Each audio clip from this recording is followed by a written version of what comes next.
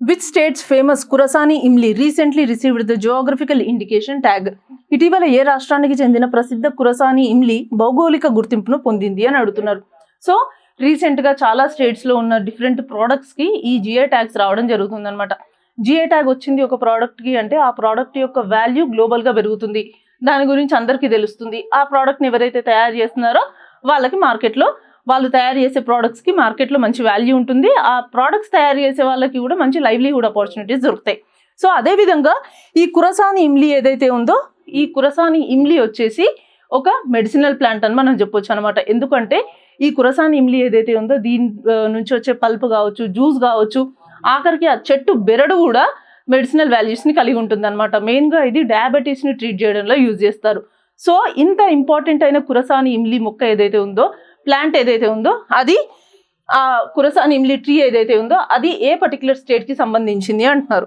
So మనకి correct answer వచ్చేసి మధ్యప్రదేశ్ అనమాట. మధ్యప్రదేశ్లోని మాండూలో ఈ కురసాని ఇమ్లి ట్రీ అయితే ఉంది. ఇవి ఎక్కువగా అక్కడే లభిస్తాయి. మాండూ ఎక్కడుంది? దార్ డిస్టిక్లో ఉంది. సో ఈ కురసాని ఇమ్లి ఏదైతే ఉందో అది మన ఇండియాకి ఇండిజినస్ కాదు. అంటే ఈ చెట్టు ఈ మొక్క ఏదైతే ఉందో అది ఇండియాలో పుట్టి పెరగలేదు. ఇది వేరే దగ్గర నుంచి మన దగ్గరకు వచ్చింది. ఎక్కడి నుంచి వచ్చింది?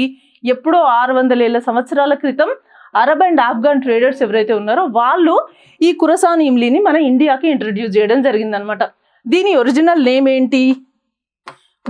బాబ్ ట్రీ అంటారు. సో దాని నుంచే ఈ ఇమ్లి, చింతపండు అంటాం మనం. కానీ ఇది మన దగ్గర దొరికే లోకల్ చింతపండు లాగా అలా ఉండదు, ఇది డిఫరెంట్గా ఉంటుంది. అండ్ ఈ మొక్క కూడా డిఫరెంట్గా ఉంటుంది. సో ఈ ప్లాంట్కి రీసెంట్గా జిఐ ట్యాగ్ రావడం జరిగింది. అంటే ఎక్కడి నుంచో తెచ్చిపెట్టిన మొక్క మన ఇండియన్ క్లైమేట్ని, మన ఇండియన్ టెర్రైన్ని, మన సాయిల్ని అడాప్ట్ చేసుకొని ఇన్ని సంవత్సరాల నుంచి ఇక్కడ విరివిగా పెరుగుతుంది. అంటే మధ్యప్రదేశ్లో ఇది చాలా ఎక్కువగా కనబడుతుంది అనమాట. అండ్ దీనికో స్పెషాలిటీ ఉంది. ఇది దాని ట్రంక్లో చాలా వాటర్ని స్టోర్ చేసుకుంటుంది అనమాట. అంటే ఎలాంటి డ్రాట్ కండిషన్స్ వచ్చినా కూడా ఈ మొక్కకి ఏం కాదు.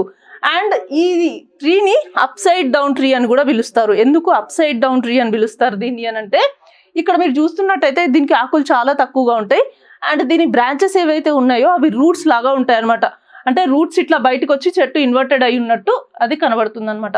సో ఈ కురసాని ఇమ్లీకే రీసెంట్గా జిఐ ట్యాగ్ రావడం జరిగింది. సో ఇది డయాబెటీస్ని క్యూర్ చేయడానికి దీన్ని ఎక్కువగా వాడతారు. అండ్ ఇది ఇండిజినియస్ కాదు కాబట్టి ఇది మనకి ఇంపార్టెంట్ ఎగ్జామ్ పాయింట్ ఆఫ్ వ్యూలో.